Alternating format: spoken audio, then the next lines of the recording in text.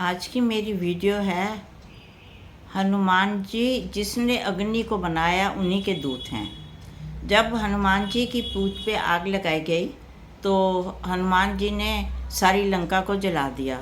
तो शिव जी ने पार्वती जी से कहा कि देखिए लंका को हनुमान जी ने जला दिया, क्योंकि हनुमान जी उन्हीं के दूत है जिसने अग्नि को बनाया। इससे तात्पर्य यह है कि हनुमान जी जब सूरज की ओर जाने लगे और फल समझकर उसको खाने लगे तो इंद्रदेव और दूसरे लोगों ने सोचा कि ये तो अभी सूर्य को उगल जाएंगे और बहुत बुरा होगा संसार के लिए, लोगों के लिए अंधकार छा जाएगा।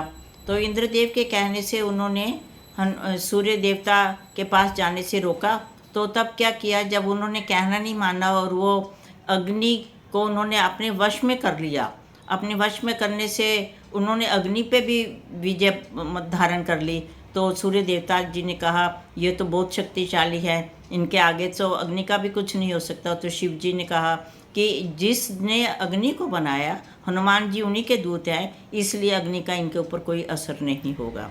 इस वजह से उन पर प्रहार कर दिया, पर फिर भी हनुमान जी जो है वो हिम्मत नहीं आ रहे। वो इतने बलवान और शक्तिशाली थे, इसलिए उन्हीं को अग्नि का दूत भी कहा जाता है, क्योंकि अग्नि भी उनके ऊपर किसी तरह का कोई असर नहीं कर सकती, कोई अपना जो है साइड इफ़ेक्ट नहीं छोड़ सकती थी।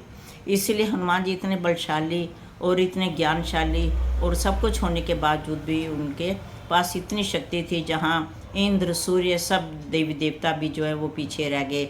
और हनुमान जी हैं वो अपनी बलशाली और अपनी वीरता और अपनी बुद्धिमत्ता से सब देवी देवताओं को उन्होंने क्रॉस कर दिया। इसीलिए शिव जी ने ये बात पार्वती जी को बोली कि पार्वती जी, हनुमान जी का कोई कुछ नहीं बिगाड़ सकता, चाहे अग्नि हो चाहे कुछ भी हो, चाहे रावण उनकी पूंछ में आग लगा दे। पर उसका बदला ये हुआ कि रावण की लंका को ही हनुमान जी ने जला दिया, जिसका उन्होंने इसको सामना करना पड़ा है। इसलिए कहते हैं हनुमान जी अग्नि के दूत, जिसने अग्नि को बनाया उन्हीं के दूत हैं, इसलिए उनके ऊपर अग्नि का कोई असर नहीं हुआ। और इवन देन के सूर्य देवता भी उनके सामने झुक गए और उनको मतलब कि उनके सामने झुक गए और सूर्य देवता जी को भी उनके आगे नमस्कार करना पड़ा है। इसलिए हनुमान जी अत्यंत बलशाली हैं।